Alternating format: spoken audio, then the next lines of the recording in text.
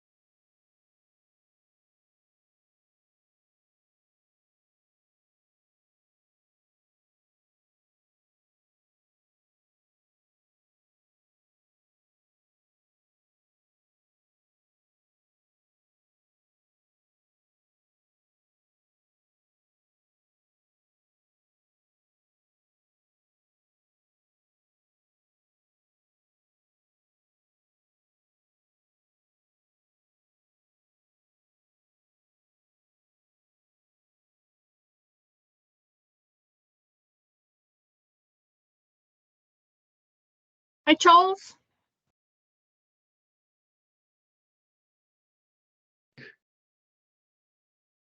Hi, good evening, Are Benedict. you good? Yes, I'm very well, thank you. Just want to Awesome. switch on everything and see if everything's working. Okay. You don't have to activate your camera. For the most part, we don't use the cameras. Okay. We basically just share. So if you just want to share quickly, I've given you presenters, right? So you should be able to do everything. Okay. Just want to see.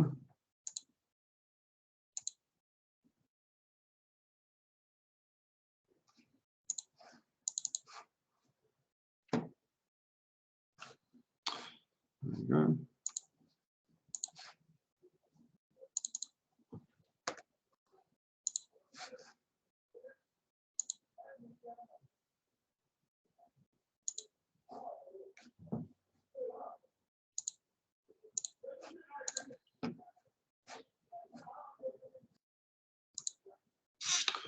Okay, you should be able to see it now. Not yet.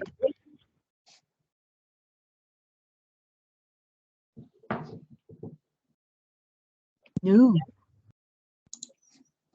Okay, I'll try again.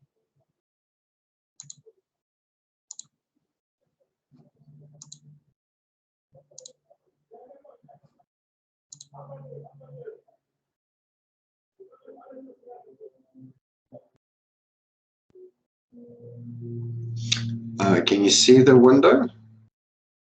Not yet. It's interesting because it pops up on my side. It says sharing. Are you working on a dual screen? No. Not okay. Sometimes the problem comes in with a dual screen. I think what I can try.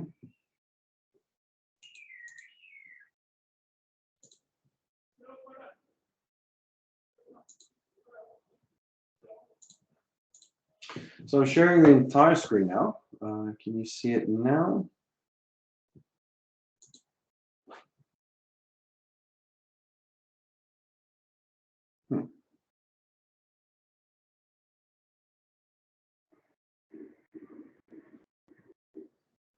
That's odd.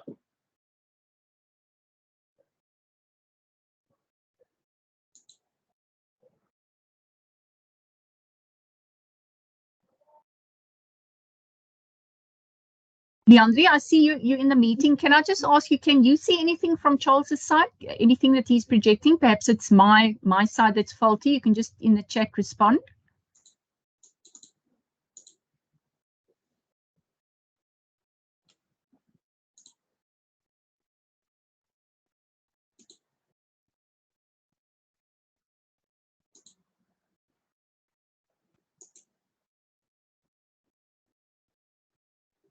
Oh dear.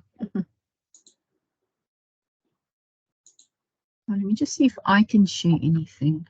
Yeah, I was just about to, perhaps that would be, I wonder if it's because I'm working on the browser, so maybe if I download the app, I'll try that as well. Okay.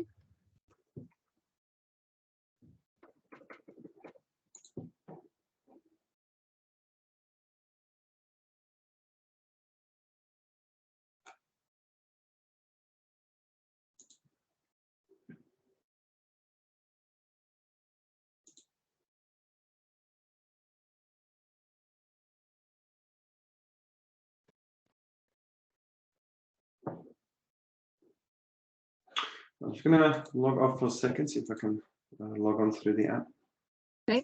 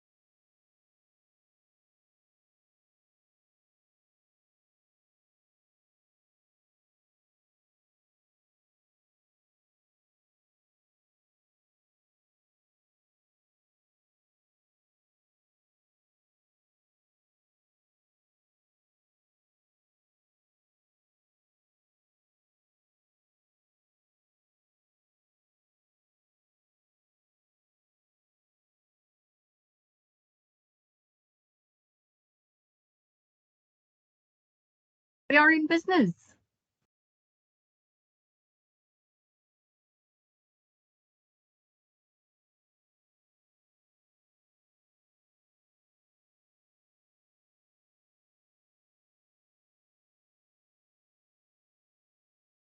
Okay, awesome.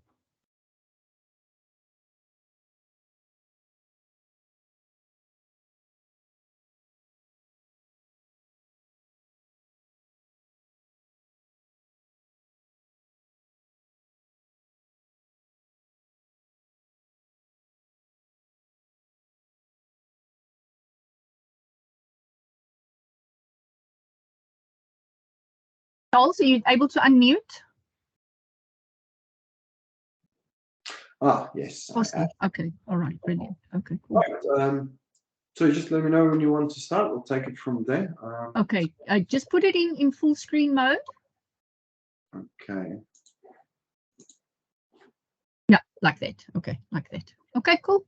All right, Now perfect. yeah, so standard practice, what we do is I usually just open the session, then I welcome everybody, and I remind the students of just some of the netiquette that we got going, and then I introduce you and I ask you to tell us a little bit more about yourself, and then Bob's your uncle, and you hit the ground running. And we will be recording, Charles. Okay, 100%. All right, brilliant. Thank you so much. All right, pleasure. Okay. I'm muting the intro. Okay.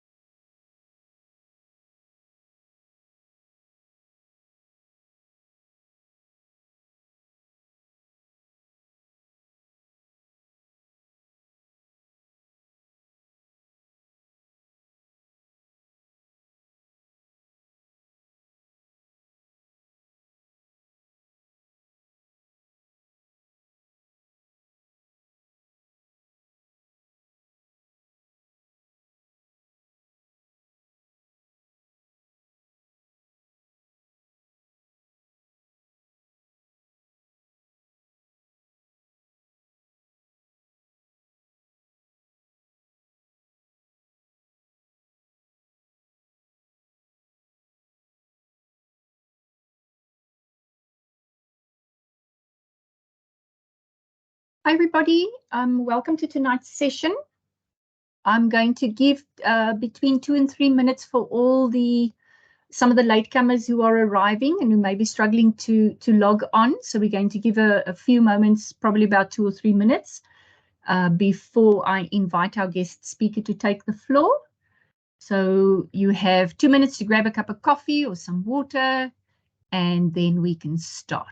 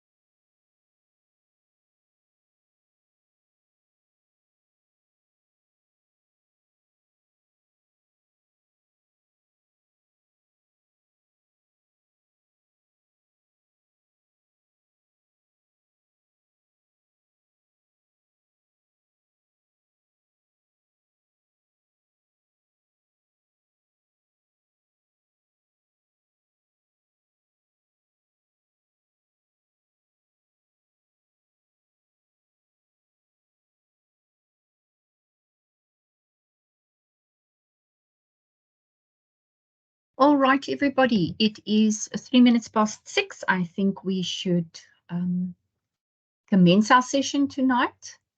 So I'm going to hit the record button. Oh, I see we have been recording. And I then want to formally welcome everybody to tonight's session.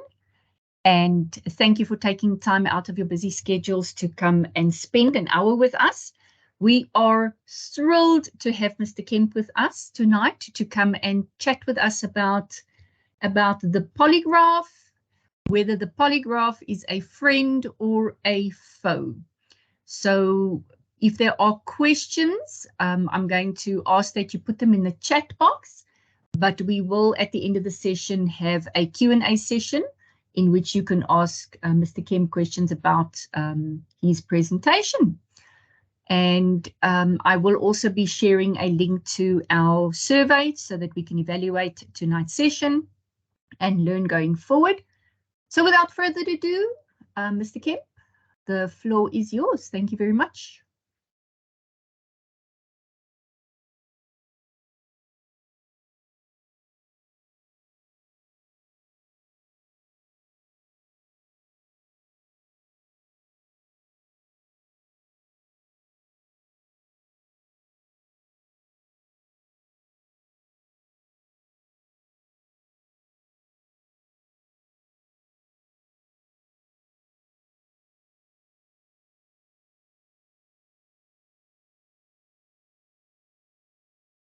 Charles, you're still on mute.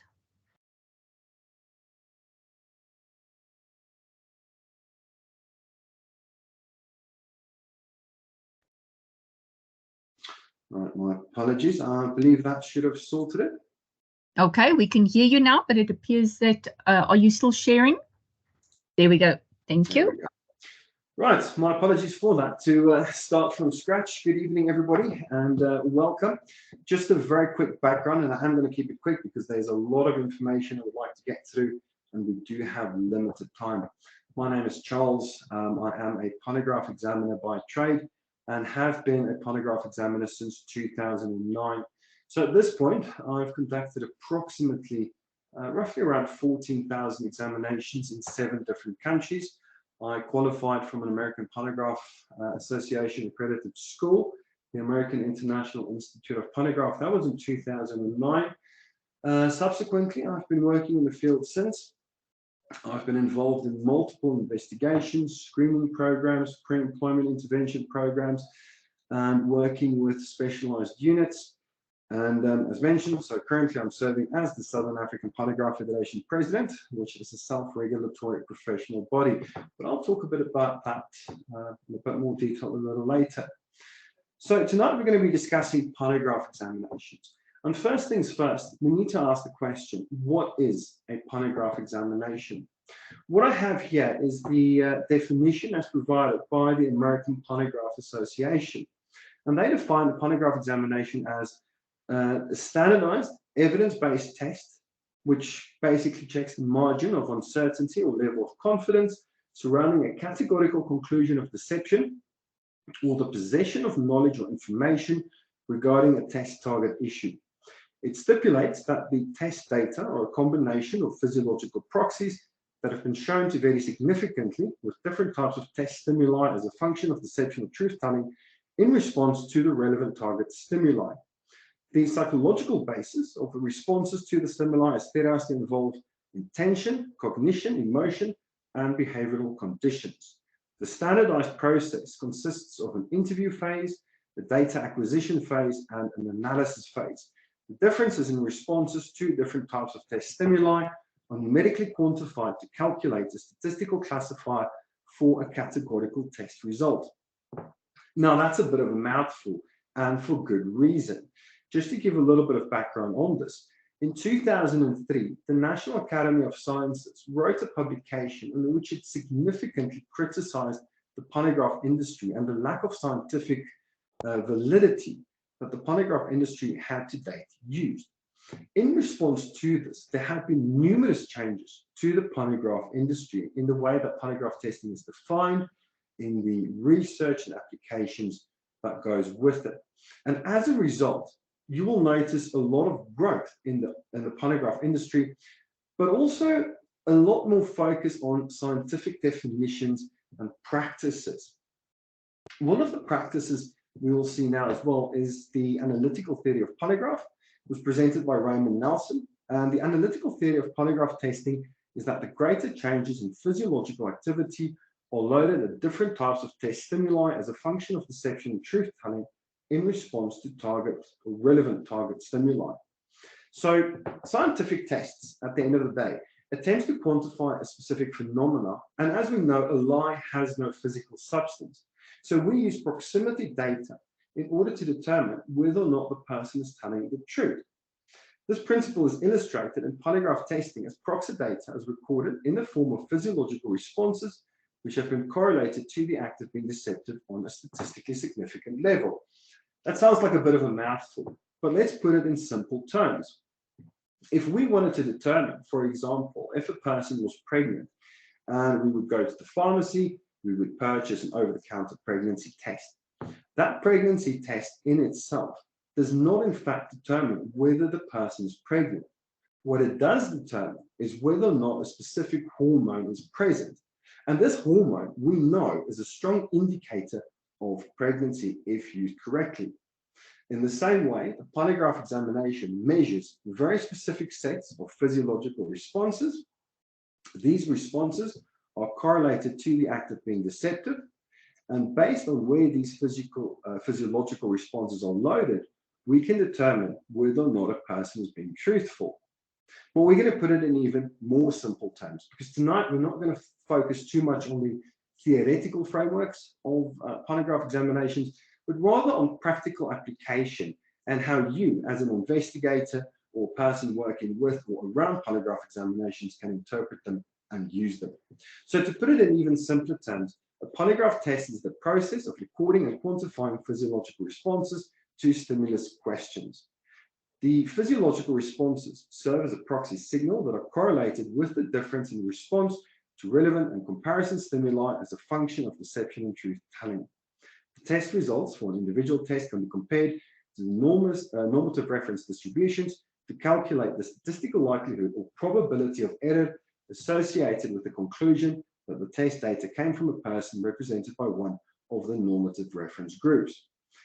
So basically what that means is during the examination, when they're recording the physiological responses, we can use those responses to calculate where in the distribution reference table group this person falls, and we can use that information to determine the probability of the person being truthful or not. So to put it in the most simple terms, a polygraph examination is a standardized scientific test used to determine the probability of a person answering truthful or not to a set of predetermined questions. But you will notice an asterisk, because one thing that most people are fairly shocked or surprised to learn is that a polygraph test is in essence not a lie detector test. No such test exists. Polygraphs are conducted in the framework of lie detection, as it is generally used when a person denies involvement in a matter under investigation or in a particular allegation. But a lie in itself is not physically measurable, it does not have weight, it does not have length. So effectively, a polygraph examination, although used, generally speaking, to determine if a person is being truthful or not, the term lie detector test is a term of convenience. So what is a polygraph test then, really, if it's not a lie detector test? What exactly does it measure, and what can you do with the results of the measurements? So a polygraph test is basically a very simple stimulus response paradigm. We've all seen the movies. A person walks in, they go and sit down for a polygraph examination, the examiner asks them questions, and they look at these graphs and needles moving up and down on the paper, and then they proclaim if a person is responding to these questions, they must be lying. What they are really responding to is what we call salience. Effectively, a person can show physiological responses during a polygraph examination for one of three reasons, or a combination of all three reasons. They can either respond due to novelty. Now, the novelty of a stimulus regards whether it is unexpected, new, different, or surprising in a given context. They can respond as a result of intensity, which refers to something that's very painful or aversive. Or, and this is where we come in, they can respond to salience. And salience, in this context, refers to the personal meaningfulness, significance, or importance of a stimulus. I want to put this into a bit of into a practical context. If we were to put a person on a polygraph examination or a polygraph machine, and we would hook up all the instruments, if I were to stand next to the person, or rather right behind them, and I would pull out a shotgun and pull the trigger, the person's going to get a fright. They're going to respond to the sound that they hear. This is part of novelty. Or if you use a trick question, you ask something that the person would not expect, they would respond to that question. That does not mean that they are lying. They are simply responding to the novelty of the situation. Intensity, on the other hand, refers to something that's a bit more overwhelming. So if there would be a fire alarm triggering, the pure fact that the environment is so loud and overwhelming, that can cause a response from the person as well. But both novelty and intensity is what we call a contaminant with regards to polygraph examinations. We do not want to measure someone reacting due to novelty or intensity. We want someone to react due to salience. So in essence, a correctly applied polygraph examination is a salience detector. Deception is inferred from physiological arousals that signal the degree of salience.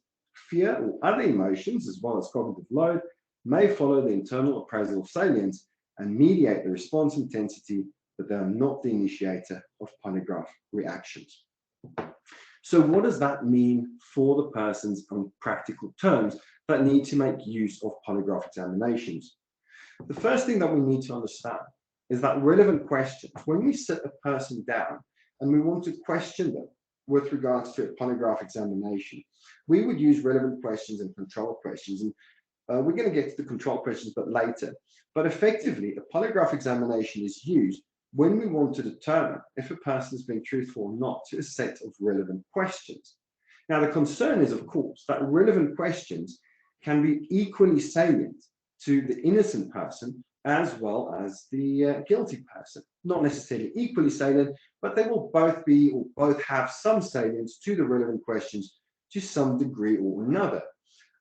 Purely on the fact that the person is requested to undergo the examination, it means that they have been accused in some way or another of something. There is some allegation or some issue that they're being questioned about. And the mere fact that they're being questioned about it will cause relevance to that question. So questions can cause people to automatically seek accurate information in the form of memories to answer the questions irrespective of how they answer.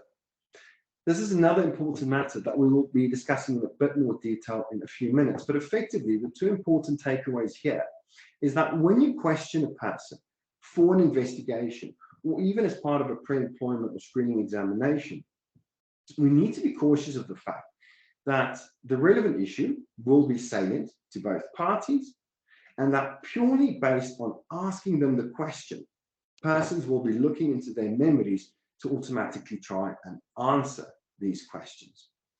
This has multiple implications for the polygraph examination and how it can be applied. In terms of suitability, we need to be aware of the effects of priming and conditioning, as well as limitations on testing victims of trauma. So as an example, if we were to attempt to test a victim of sexual assault or rape, chances are we're going to get a false positive result. It's very difficult to test persons that have memory of the matter under investigation or for which the matter is salient. So as an example, if a person indicates that they have gone through a trauma such as sexual assault, it is not advised to put them on a polygraph examination. And the reason for that is fairly simple. When we start questioning them regarding the matter on the investigation, they will recall the incident. So we have memory, we have cognitive loading, we have salience because it was a traumatic experience. It's one that's very personal to them. Chances are they're going to react to those questions irrespective of whether or not they're being honest. The same goes when looking at test question construction. It's very difficult to formulate questions regarding subjects that are culturally considered to be taboo, or to use evocative terms, or when a person is in doubt. Because remember, a polygraph examination is not, in essence, a lie detector, it's a salience detector. And if we use evocative terms, so let's say, for example, a racial slur, there's an emotional component to those terms, and that can cause a significant response to occur, which can shift the balance from the control questions to the relevant questions, even with dealing with an innocent person. The same goes with doubt. If a person is not certain whether they are answering truthfully or not to the set of questions, it can elicit an emotional and physiological response as a result. It also has a lot to do with how test questions are introduced and presented. If an examiner tends to focus on one question or set of questions more than another, it will automatically prime the person to respond to those questions. In other words, we are artificially creating salience to a particular matter under investigation. So right now, we're still doing a bit of foundational building, and all of this is going to fall into place with the context in a second. When we're looking at pre-examination steps, these are steps that a person can take to ensure that the examination that they are introducing is done so effectively, accurately, and fairly. And we should keep in mind the previous discussion we had when looking at pre-examination steps. So the pre-examination steps that the investigator and the examiner should have, well, number one, they should discuss the matter in full with the authorized person. The polygraph examiner should be fully informed of all details. Polygraph examiners need to create questions, and these questions need to answer a very specific issue for the investigator. If they do not have all the correct information, they cannot create the correct question, and they cannot ask the questions in the correct way. Additionally, a standard polygraph examination has a fairly long pre-examination interview, which is used to create rapport, to walk the crime scene, so to speak, and to stimulate the guilty persons. If the examiner does not have all the correct information, They're not going to be able to properly stimulate the person, and they might end up looking very silly when trying to question the examinee if the examinee has more information than they do. The second step is to decide on the purpose of the examination. There's actually quite a few different sets or different types of polygraph examinations. To broadly summarize them, there's evidentiary examinations, which are used with the specific purpose to be submitted as part of a bundle of evidence. These examinations tend to have the highest criteria when it comes to accuracy, validity, and specificity. There's investigative examinations, which are roughly used to just assist as an investigative tool. So these are the examinations we would apply if there was an incident and we need to assist in investigating the incident. And screening examinations, which are conducted in the absence of a known incident or allegation. So these examinations are purely there to determine whether there is a risk that does need to be investigated.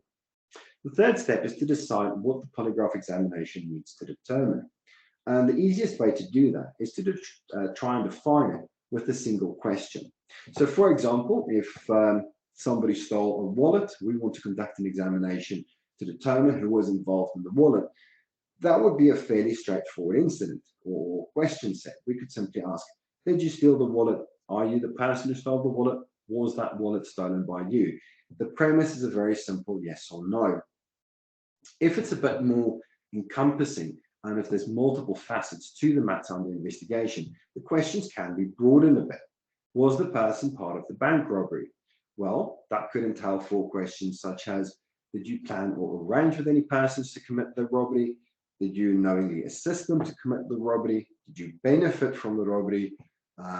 Did you yourself, were you part of the robbery? Now, while those 4 questions are looking at different aspects of the incident, they're looking at different aspects of the same incident. And so a very good starting point before determining which questions to ask is to determine what's the purpose of the test. What do we really want to resolve with the test, and to build the test around that. So that's step 4, decide on the relevant questions. And you need to ask, will it succeed in doing what it's supposed to? This also plays a significant role if the examination is to be used as part of a bundle of evidence.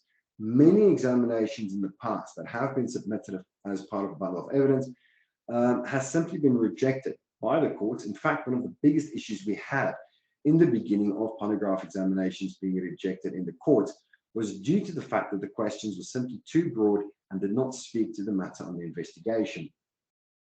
Number 5, schedule the examination and decide whether or not to inform the person of the polygraph examinations. So when involved in an investigation and you need to conduct the examination, start by going through these steps. And the last of them is to decide or to choose whether or not you wish to inform the person of the test. Now, from an ethical standpoint, it is always a good idea to inform the person that you would like them to undergo an examination, to give them the opportunity to get any legal advice that they need. This might also assist you in avoiding some problems on the day that they need to undergo the examination, because they would have then had the opportunity to allay any fears and to get any legal advice that might be required. That being said, if it is a sensitive matter under investigation and there is a concern that if the person is informed too early, that they could contaminate the crime scene or maybe try to hurt some of the witnesses, there are cases where it's best to not inform them up until the day that they need to come for the polygraph examination itself, to avoid having them prepare in an unethical or illegal manner. So looking at the examination overview, this is essentially what a basic polygraph examination will entail. The examiner will introduce himself to the examinee and will explain the purpose of the test, what the examinee can expect from the test, the instrumentation used during the test, including the different components. And then the examiner will obtain informed consent to proceed with the examination. Many examiners, especially internationally, advises that the polygraph examiner does not spend too much time explaining the examination itself or explaining qualifications. But informed consent is a necessity, especially if there is any intention of using the examination as part of a bundle of evidence, because it is a prerequisite for the examination to be used. The person must have been informed of their rights, of what to expect through the examination, and they should be informed of their right to not undergo the examination should they choose, which we'll discuss later. The examiner needs to ensure that the examinee is suitable for testing. In other words, the examiner will need to question the examinee to ensure that there's no medical or psychological component that will prevent them from getting an accurate result. Now, for the most part, if a person, the rule of thumb is if the person is able to attend work, then they should be able to undergo a polygraph examination. There are some very specific criteria set out with the American Polygraph Association in their model policy for suitability.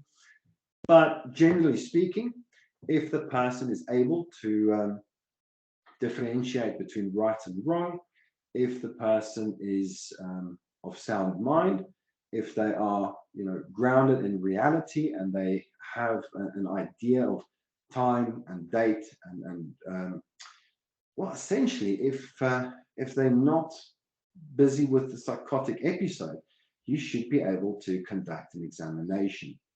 There are certain medical conditions which would cause an examiner to act with caution. In such situations, we might request for the examination to be conducted at a later stage.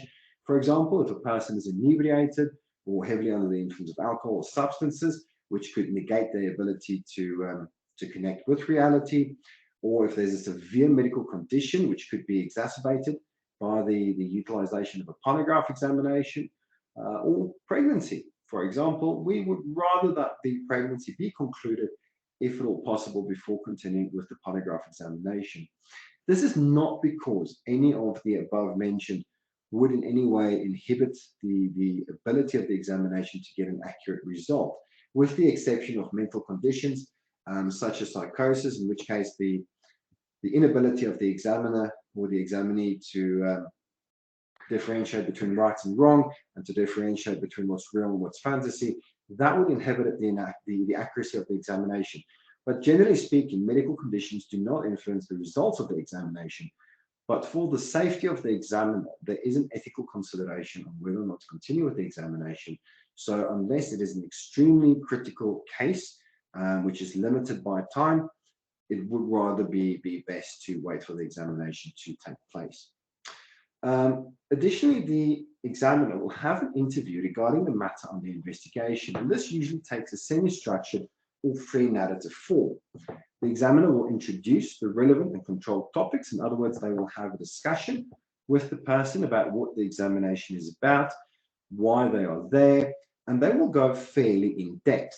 So, for example, if we're looking at the stolen wallet, the relevant topic would be a discussion on when the wallet was stolen, what the wallet looked like, where the wallet was stolen from, all information that would assist the guilty person to be stimulated when they go through the examination itself, and more specifically for the innocent person to be comforted to know that they're not involved in the matter under investigation, because by the virtue of the facts presented by the examiner, they know that they were not involved in the matter under investigation.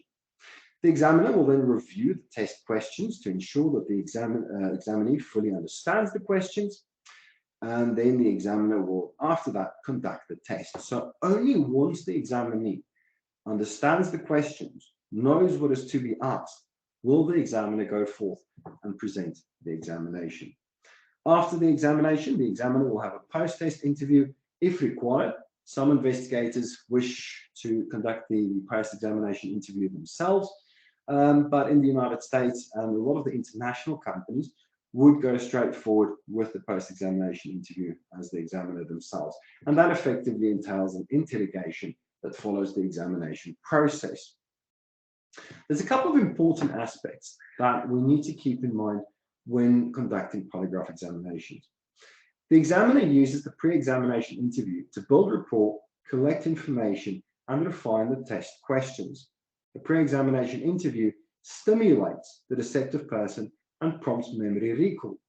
So during the pre-examination interview, when the examiner and the examinee is discussing the matter under investigation, This is a point of departure for the examiner to collect as much information from the examinee as possible and to build rapport with the examinee. This interview then also stimulates the deceptive person, as I've mentioned earlier, to help them to recall the issues. The person who stole the wallet will have to recall the memories of when he took the wallet, where he took the wallet, with which hand, and so on and so forth. So by the time those questions are presented to him as a stimulus, it's going to be a lot easier to elicit a physiological reaction to those questions. On the other hand, the pre-examination interview habituates the innocent person to the situation and provides them an opportunity to familiarize themselves with the questions and confirm their innocence. This is why the pre-examination interview, generally speaking, is so important. We already know that for the innocent person, there is salience to the relevant question. But by discussing the questions with the innocent person, we're effectively creating harmony. They're getting used to the discussion. It's no longer a novelty. We allay some of the stress and fear and anxiety of having to go through the process, and that helps to avoid false positive results significantly. The pre-examination interview is an opportunity to define the exact parameters of the test and the test questions, and the pre-examination interview is an opportunity for examinees to mention and discuss any concerns, doubts, or ambiguity which may have a negative effect on the test validity or accuracy. So in other words, when discussing the pre-examination interview and the matter on the investigation, this discussion helps the innocent person to talk to the examiner to mention if they have any concerns. Maybe, for example, if they're not certain whether or not they stole this particular wallet, they might have taken a wallet, but they're not sure if it's the wallet. These discussions help the examiner to get an accurate and specific test result. Polygraph examinations will take approximately 1 hour and 30 minutes and more. Generally speaking, they can go anywhere from 1 hour to 3 hours, depending on the type of examination, the conversation, and whether or not the examinee has anything that they would like to discuss. But the examiner will continue the examination until they are certain that they will have a valid and accurate result. Due to this, ASTM International Standards prohibit examiners from conducting more than 5 examinations in a 24-hour cycle. If an examination is not conducted fully, it is not accurate. In other words, if the examiner does not go through all the correct protocols and procedures, which starts with explaining the instrumentation, building rapport, discussing the matter on the investigation, defining the questions and the structure of the test. If the examiner simply goes and asks the questions because they want to save time and conduct as many examinations as they want, they will not have an accurate examination. It's not just the ASTM International Standards either. Southern African Polygraph Federation standards, South African Professional Polygraph Association standards, which are divisional members of the American Polygraph Association, the American Polygraph Association itself, the British Polygraph Association. Essentially, it is international standards of practice not to conduct more than 5 examinations per day. And to be perfectly frank, if you are in a situation when the examiner is willing to do more examinations, you have to question which part of the examinations are they removing in order to ensure that they can do more examinations, because there's nothing that you can remove without compromising the accuracy of the test. What a polygraph examination is not. It is not an interrogation. It is not a punishment. It is not intended to deceive the examinee. It is not a prop for interrogation or a psychological battering ram. These are terms that I have heard from investigators and polygraph examiners, which they have used as such previously.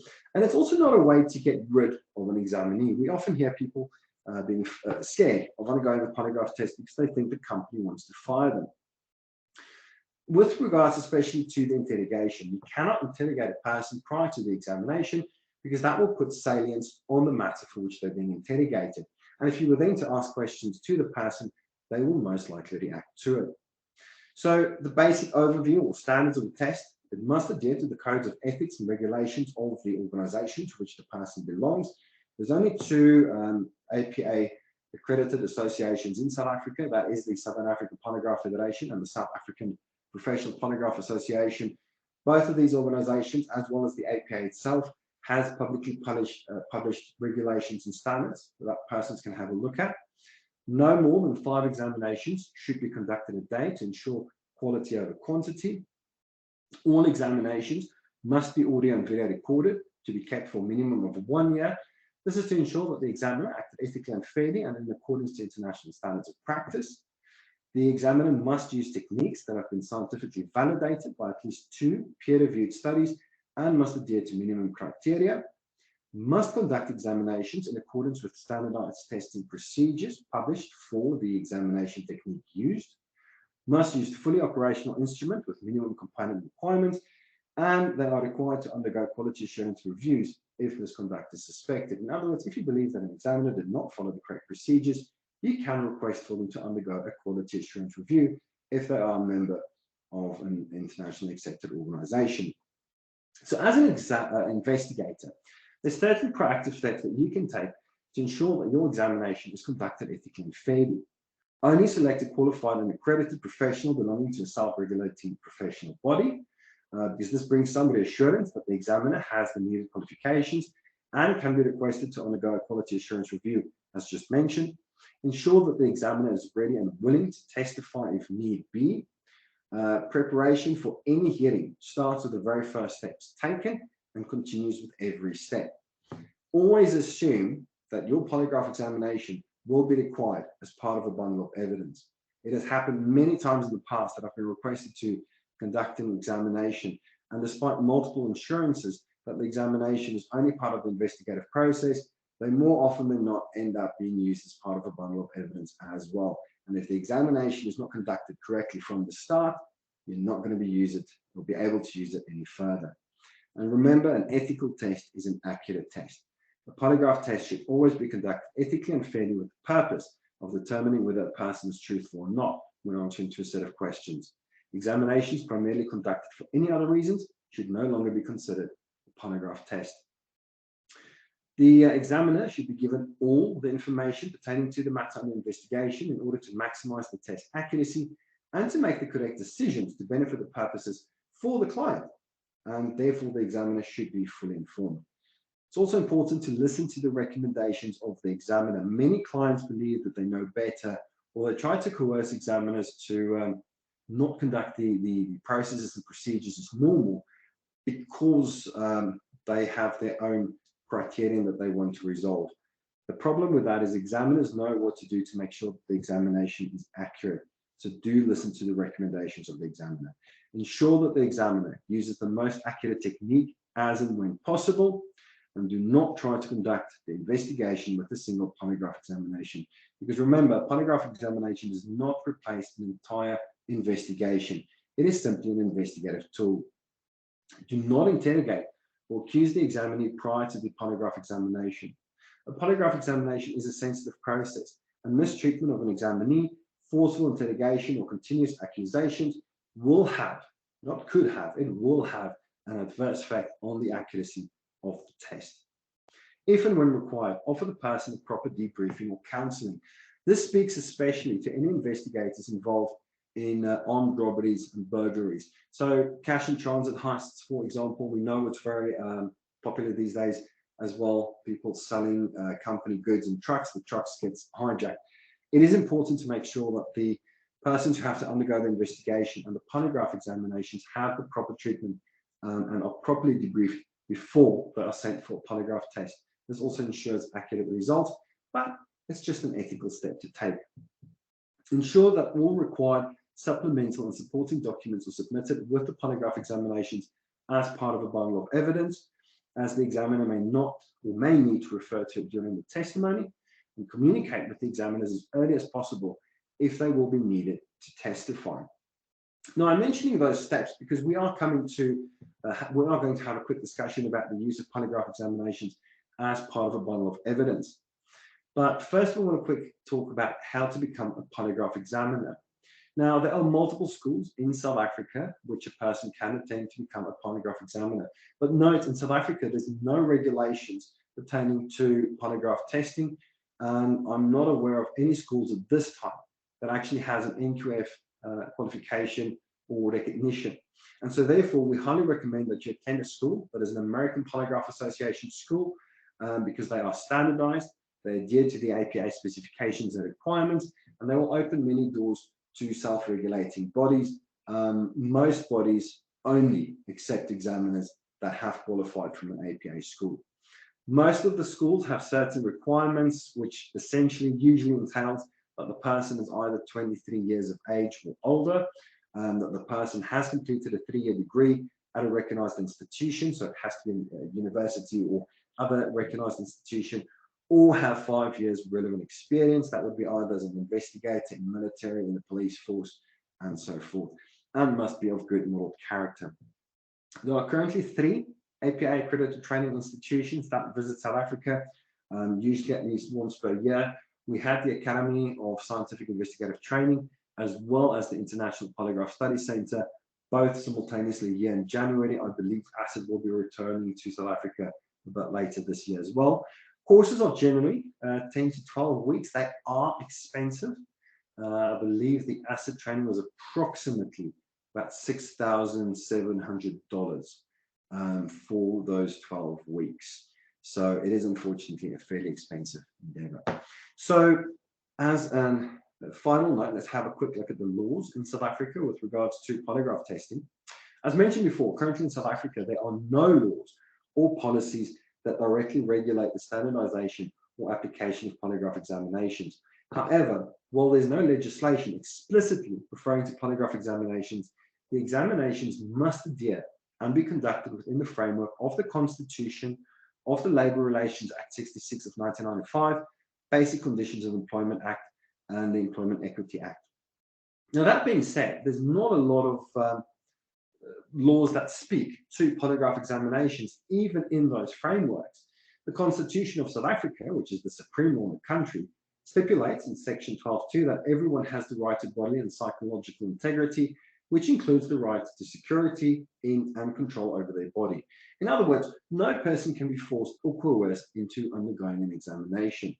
Section 35 of the Constitution says that everyone who is arrested for allegedly committing an offence has the right to remain silent, to be informed promptly of the right to remain silent, and of the consequences of not remaining silent, not to be compelled to make any confession or admission that could be used in evidence against that person. Now, that law is only applicable to persons under arrest. Nevertheless, when it comes to CCMA and just generally in the legal sphere, the same rules are pretty much applied. So they will not accept it if a person is forced to undergo the examination and if the person is forced to give evidence against themselves. To this end, the CCMA has published this document speaking to polygraph testing. Now, they mention that the relevant legislation, if we look at the bottom right corner, is Labour Relations Act 66 of 1995 as amended. I would like to make a note that nowhere in the Labour Relations Act do they talk about polygraph testing at all. Nonetheless, the CCMA has taken it upon itself to create certain rules based on the status decisis, legal rules, in which they would then stipulate what a person can and cannot do. So when is the employer permitted to use the polygraph? When the employees have access to the property, which is the subject of the investigation, where there's reasonable suspicion that the employee was involved in the incident, where there has been an economic loss or injury to the employer's business, such as theft of company property, where the employer is combating dishonesty in a position of trust, where the employer is combating serious alcohol, illegal drugs or narcotics, and where the employer is combating the deliberate falsification of documents. Effectively, whenever you're combating anything in a position of trust and that anything has a real or economic loss or danger to the company. The individual should be informed that the examinations are considered voluntary. No abuse whatsoever will be allowed. Only questions discussed prior to the test will be used, so you can't surprise the person with questions during the test. No discrimination will be allowed. They have the right to an interpreter if needed. No threats will be allowed, and if the examiner prefers, another person may be present during the examination as long as they do not interfere in the examination process. So these are the rights afforded to the persons based on the CCMA. Should an examiner testify at the CCMA, they should obviously adhere to these regulations. What is also important is when an examiner testifies, they should ensure that they present their qualifications to establish themselves as an expert witness, because polygraph examination can only serve as evidence as expert witness testimony. The result of the test is the expert opinion of the examiner. The mandate of the examiner and the purpose of the test should be provided, the technique which they use. They should also testify to the accuracy of the technique, whether or not it was scientifically valid and reliable, and be able to explain basically how the test works. The questions asked during the test should be presented, as well as the outcome of the test by the examiner. Keep in mind, if the examiner does not testify, the examination results are considered hearsay and it will not be accepted. So generally speaking, polygraph examinations can be presented as part of a bundle of evidence. The weight of the examination will basically be purely dependent on the qualifications and testimony of the examiner. So if you're not dealing with an examiner that's well qualified, the commissioner will not assign a lot of weight to the examination as part of a bundle of evidence. If the examiner cannot withstand cross-examination, similarly, it will not have a lot of weight. The CCMA has pretty much proclaimed from A to Z with regards to polygraph examinations. We do have a list of court cases and CCMA cases, which I'll be happy to distribute on request. That goes into a bit of detail. But there's been so many cases with so many different outcomes that this general consensus is basically what we work on when applying to use polygraph examinations as part of the bundle of evidence. The criminal courts, not so much. So polygraph examinations are not accepted as prima facie evidence. One of the reasons is because it's a person's opinion, even if it is an expert opinion. And secondly, historically, the polygraph examinations have not been well received in the courts due to a lot of conflicting evidence presented and due to the fact that polygraph examinations historically did not adhere to scientific rigidity. So polygraph tests weren't considered very scientific back in the day. While a lot has happened to change it in the interim, it will be hard-pressed for a person to convince the courts that they should use polygraph examinations as part of a bundle of evidence. It is slowly but surely happening. We have presented polygraph evidence in a high court case. We're hoping to get that pushed through. But currently speaking, you're not going to have a lot of success putting a polygraph test in a criminal court unless you have a real expert on your hands to testify to that examination. So finally, what can a polygraph examination be used for? It's an excellent tool, part of investigations, to help you narrow down the field of an investigation. If there's 10 people that have access to the room and something got lost from the room, polygraph examinations can help you to cut down the suspect to save you resources and time. It can corroborate evidence. If a person says that they did not have access to a certain site, you can use a polygraph examination to determine whether they're not being truthful to that and follow that up with an investigation. You can use it for guilty knowledge testing. So for example, if you have confidential information regarding a murder weapon and you have a suspect, you can present different murder weapons to the person and see if they respond to the one that was actually used to kill the victim. And using that information, you can then connect the person to the incident, or to simply be a support as part of a bundle of evidence. It can also be used for risk management screenings and as part of pre-employment screenings. So I'm going to stop sharing at this point to see if there's any questions that I can answer. I can't see the questions while I'm sharing. That was a lot of information. I do understand that. So let's talk a bit about, let's see if there's any questions at this point. Thanks so much, Charles. I have captured some of the salient points and popped them into the chat. So what I'm going to do now is I am going to permit for all the participants to have access to their microphones. And then I'm going to ask that they raise their hands, and we will take 3 questions and then proceed. Then you will answer them, and then again 3 questions, and then we'll answer them. Sometimes our students are a little bit timid and they don't feel that they can pose questions, and then they will write in the chat. So we will follow that procedure as well. So any hands that are raised that we need to engage with? I do recommend using this opportunity. We know that there's a lot of stuff you see on television. Gives people a very bad impression of what a polygraph examination really is. And it is a tool which is surprisingly becoming very popular in South Africa. As an investigator, as an employee, as an employer, you will deal with polygraph testing in the very near future. So do take the opportunity to see if there's anything you want to confirm, maybe a myth you've heard.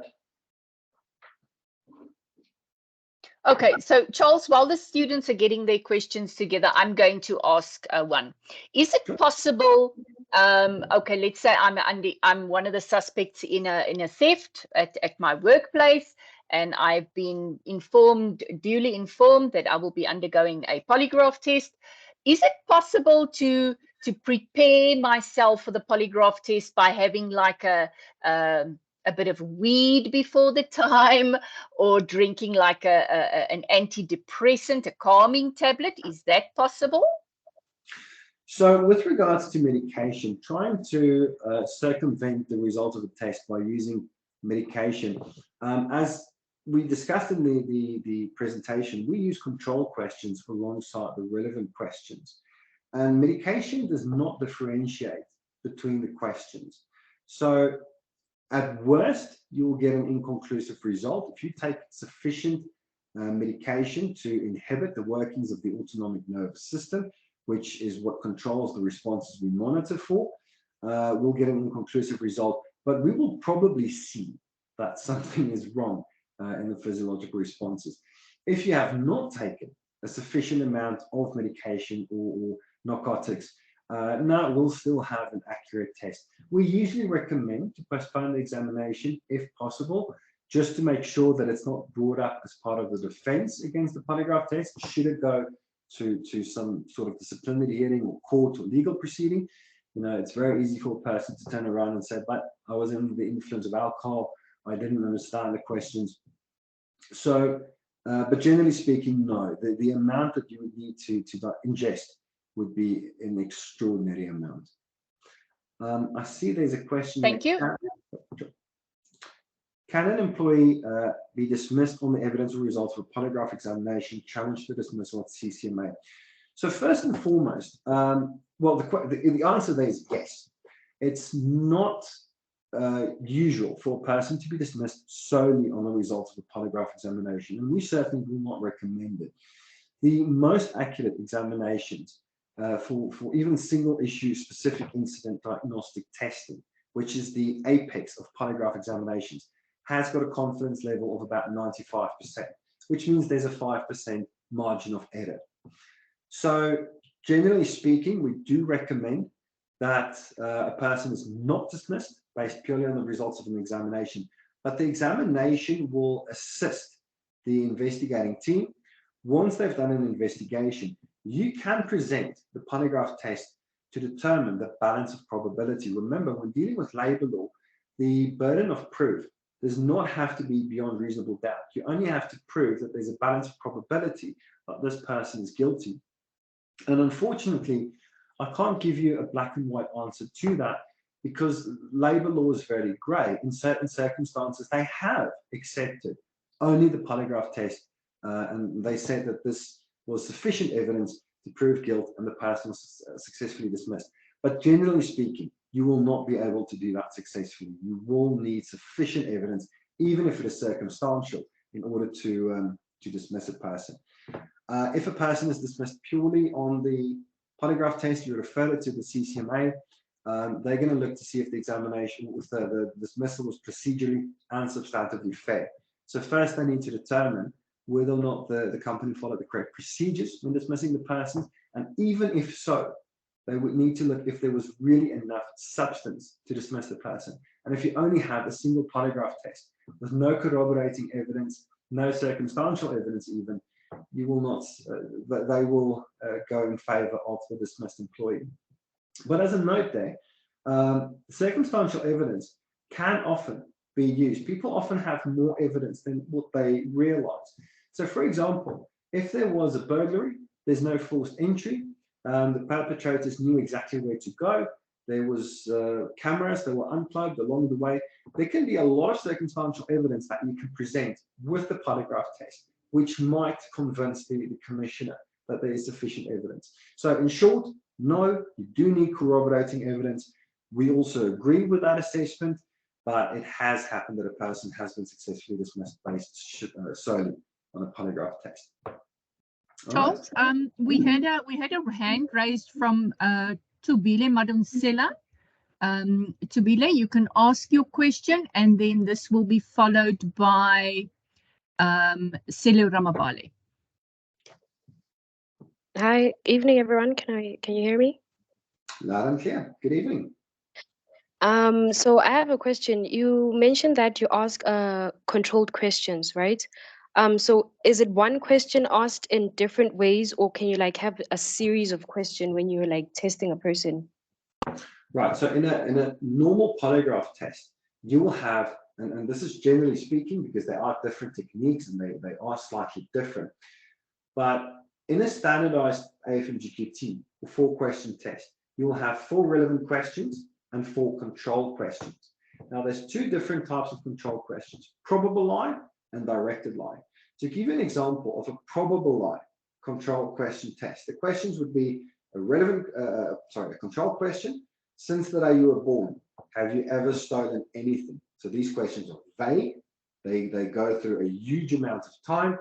And we, during the examination, kind of convince a person that they cannot really answer that question truthfully. So that causes salience to move to that question. Then it will be a relevant question. Did you plan with anyone to steal the wallet? Another control question. Since the day you were born, have you ever told a lie? Relevant question. Did you help anyone to steal my wallet? Control question, relevant question, and so on and so forth. So generally, there's 10 questions in the polygraph test. 4 control, 4 relevant. Certain techniques have 3 relevant with 2, so 4 relevant with 2 control questions. I'll try and send through an example, which maybe a professor can give you all to what the test looks like. But there's generally more than 1 question. That being said, single issue tests, we use 4 questions as a single data point. So you might repeat the same question 4 times, because then you effectively have 16 data points, as opposed to asking 4 different questions, for which you then have 4 different data points over 3 charts. So yes, you can ask 1 question over and over and over again, or you can use the test to ask 4 different questions, but the accuracy of those tests are considerably lower than the single issue tests. I hope that answers the question. Yes, it did. Thank you. And sorry, just as another side note there. So we mentioned the probable lie controls, but and this is fairly modern, but directed lie controls are becoming very popular because we know a polygraph test is not a lie detector, it's a salience detector. You don't actually need the person to tell a lie. We can use directed lie controls. And so essentially, we would ask a person to lie on purpose to trigger a physiological response, and we can compare that response to the relevant question under investigation to make a classification. Thanks, Charles. Our next question is from Selu Ramabale. Good evening, Selu. Selu, you can unmute yourself and ask your question.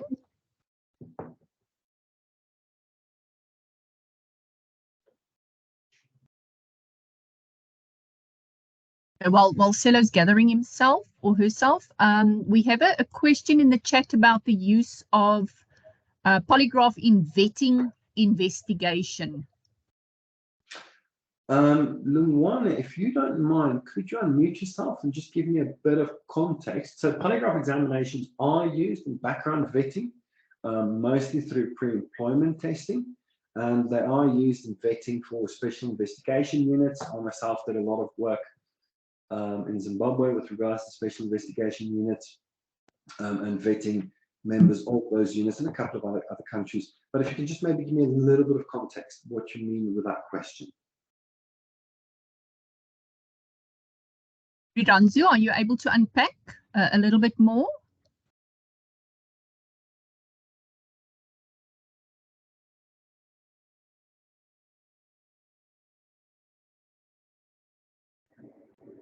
Okay, while we're waiting for Iranzu to unpack, to unmute, I can confirm what Charles has said.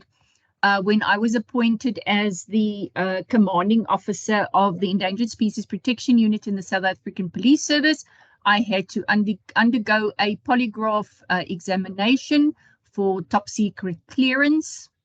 And it was basically just to ensure that the type of clearance that I was given, that I deserved that clearance. I was an above board person.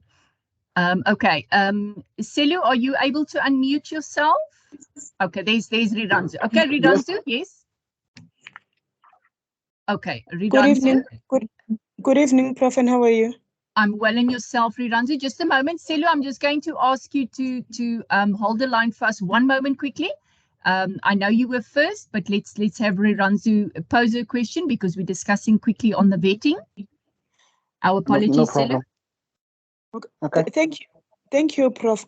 My question was, what was in the application, on the application of polygraphy on vetting investigation?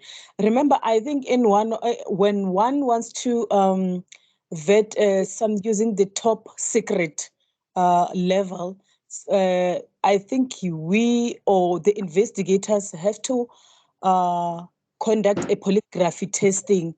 How does that goes, and how does it goes, and how do the people or how do the investigator go about it, especially conducting the vetting investigation in a vetting field?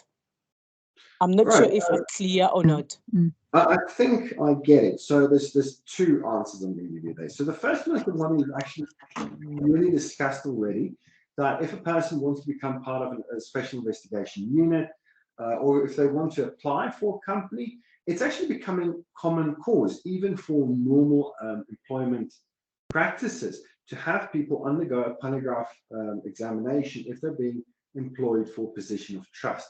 And so effectively what they would do there is they would, first and foremost, it's a huge process. The examination takes at least an hour, usually about 2. And they're going to ask the person to fill in a form. During this form, the person will talk about their previous work experience, anything they've done before that they should not have done, so any illegal stuff that they might have done, any drug use, and so on and so forth. It's a very long form that they fill out. Once they fill out that form, we ask for relevant questions. Again, remember, juxtaposed to control questions. Those questions would be, after the age of 18, did you ever commit a serious crime? Have you ever been fired from a previous place of work? Did you use any illegal drugs in the past 6 months? So just a few examples of potential questions. But the questions are designed to ensure that the person is not involved or does not have a history of criminal activity or drug abuse or anything that could compromise their position at the company. Now, with regards to the law, there's no law that says a person cannot put a person through this process.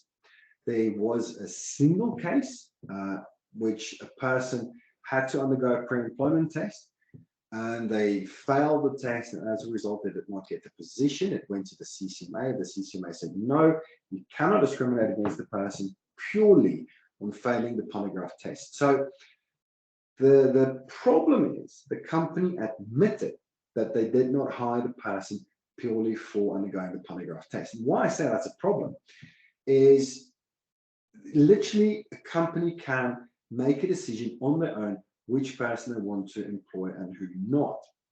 So there's no requirement for the company to give an indication of exactly why they did not hire the person.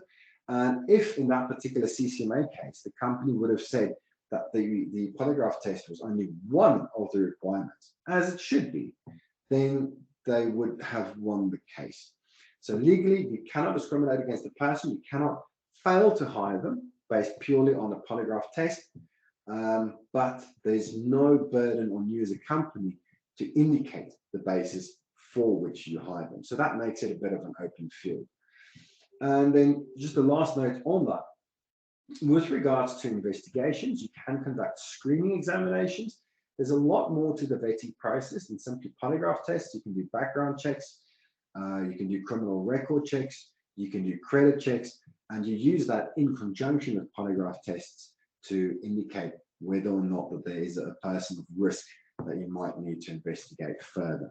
I hope that answers your question. If not, just let me know. I'll be happy to elaborate. Thanks, Charles. Selu, your question, please. Good evening, everyone. Hi. Good evening. I wanted to ask, can a corporal investigator of a certain company do the polygraphy test, or they would require someone else from outside due to corruption and everything? I always recommend using someone from outside. Just out of a point of interest, I don't know who is aware of this G4S case going on with the prison break of Mr. Tabu Bester. I'm not going to go into much details, but G4S has a lot of in-house examiners, and that's one of the things, in my opinion, that I think went wrong there. It's always best to have an external examiner. Okay. They are, external examiners are unbiased. They have no skin in the game, so they're going to give you an accurate result. They are not subordinate to any persons. There was Aldrich Ames, is a very well-known name in our industry. He was a double agent who was a spy for the United States, but he was a double agent selling secrets to Russia. He underwent a lot of polygraph examinations, and not a single one indicated that there was a problem or that he was a spy. But afterwards, when those charts were given to a different agency, they caught him. That's one of the reasons he got caught. The FBI did a polygraph test, and they rechecked the charts. Some of our APA colleagues also got access to those charts. And the long and short of it is, he did not pass those tests. But because he was a colleague to the person conducting the test, and effectively a friend, and because he was senior, rank-wise to that person, the person did not feel that they could fail him. And this is an ongoing problem with regards to internal examiners. They know the people. They are often pressured into getting particular results. Yeah. Let's say, for example, you work for a security company. There was a break-in at the premises, a burglary. You need to go and test your company security guards to determine if they were involved. If they were, your company is going to lose the contract and lose a lot of money. Your motivation is not going to be where it's supposed to be to get an accurate result. I can go on and on for hours, but long and short, don't use in-house examiners. Okay, thanks, Selu. Okay. Are there any other questions? Let me see quickly. No questions in the chat box. Selu, do you have another question, or is that a dated hand? No, I think it's an outdated one. I just wanted to make a corporate investigator. I'm fine. All right. Thank you. Thank you. Pleasure. Okay, Charles, can I ask that the standard cost, if something like that is possible, for a polygraph examiner, if you want to now outsource it to a private service provider, what is a reasonable fee for a polygraph examiner to charge? Very, very good question. So before I answer that, I do want to create some context. Now, as mentioned, in South Africa, there's no regulation with regards to who can do a polygraph examination. So unfortunately, there are persons out there with no qualifications, some persons with very little qualifications. There's schools out there that does 1 week online polygraph courses. Now, if you're going to ask one of those persons to do the examination and they're willing to do 10, 20, 30 tests a day, which we do see happen, unfortunately, we investigate those cases quite often, you're not going to pay a lot for the test, but that test is not going to be worth the paper on which the report is written, because they did not go through the whole process. Remember, as I explained, the process is extremely important to make sure you get a valid and accurate result. So polygraph examiners who are qualified from accredited APA recognized schools, who adhere to international standards of practice, they are limited to do 5 tests per day. And by implication, they are going to ask but more money because they can only do 5 a day. So they have to make up for it somehow. Now, in that regard, generally speaking, for a qualified APA examiner, per test, it can start anywhere from about 750 Rand up to, I know some examiners today asking about 2,600 Rand per examination. It also depends a little bit on what type of test. Standard investigation tests, they tend not to be too expensive, but if we look at what we call domestic examinations, so if a partner thinks another partner is not being honest with them, those examinations will be a lot more expensive. And one of the reasons for that is we don't really want to do those type of tests. There's a bit of a domestic disturbance. It's always best to go for counseling or to see a psychologist. There's no win in those examinations. So they are extremely expensive. But yeah, generally speaking, 750 to about 2,000, 2,600, depending on the examiner and the qualifications. Awesome, thank you. Are there other questions from the students?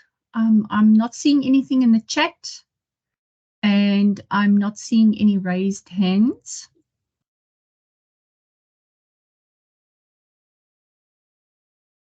Okay. Charles, I don't see any other questions, and I don't want to belabor the point if the students do not have further questions. If there are other pertinent or salient things that they might raise, may I pop you an email if I need to clarify something? Absolutely.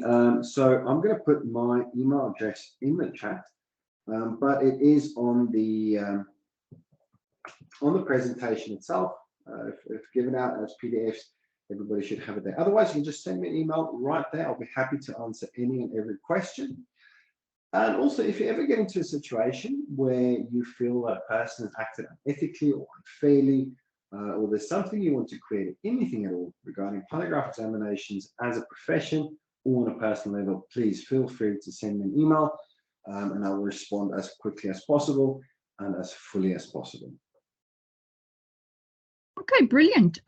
Charles, thank you so much for your time. It's always awesome to hear from people who are in practice and who are doing the things that we are just talking about. So thank you very, very much for that.